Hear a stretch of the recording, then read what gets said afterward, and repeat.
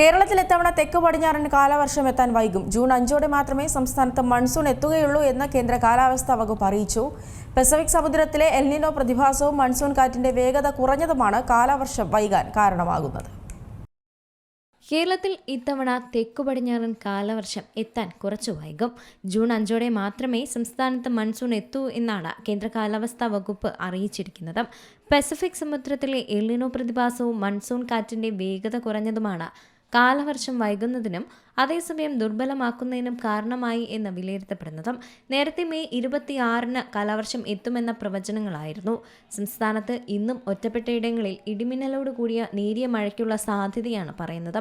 പത്തനംതിട്ട, ആലപ്പുഴ, വയനാട്, കണ്ണൂർ, കാസർഗോഡ് ജില്ലകളിലാണ് മഴയ്ക്കുള്ള സാധ്യത. മണിക്കൂറിൽ 40 കിലോമീറ്റർ വരെ വേഗതയുള്ള ശക്തമായ കാറ്റിനും സാധ്യതയുണ്ട്. നിലവിൽ ഒരു ജില്ലയിലും പ്രത്യേക മുന്നറിയിപ്പുകൾ പ്രഖ്യാപിച്ചിട്ടില്ല. തീരദേശവാസികൾക്കും മത്സ്യത്തൊഴിലാളികൾക്കും ജാഗ്രതാ നിർദ്ദേശവുമുണ്ട്.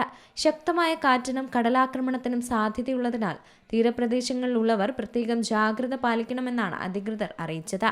തമിഴ്നാട് തീരം, കന്യാകുമാരി പ്രദേശം, ഗൾഫ് ഓഫ് മാന്നാർ എന്നീ മേഖലകളിൽ മണിക്കൂറിൽ 40 മുതൽ 50 കിലോമീറ്റർ വരെയും ചില അവസരങ്ങളിൽ അത് 60 കിലോമീറ്റർ വരെയും വേഗതയിൽ ശക്തമായ കാറ്റിനും മോശം കാലാവസ്ഥയ്ക്കുമുള്ള സാധ്യതയുണ്ട്. ദേശീയ സമുദ്രസ്ഥിതി പഠന ഗവേഷണ കേന്ദ്രത്തിന്റെ മുന്നറിയിപ്പ് പ്രകാരം കള്ളക്കടൽ പ്രതിഭാസം മൂലം ശക്തമായ കടലാക്രമണത്തിനുള്ള സാധ്യത കൂടിയുണ്ട്. News desk Zee Malayalam news. ഏറ്റവും പുതിയ വാർത്തകളും വിശേഷങ്ങളും വിരൽത്തുമ്പിലറിയാൻ സീ മലയാളം ന്യൂസ് എല്ലാ ഡിജിറ്റൽ പ്ലാറ്റ്ഫോമുകളിലും ലഭ്യം.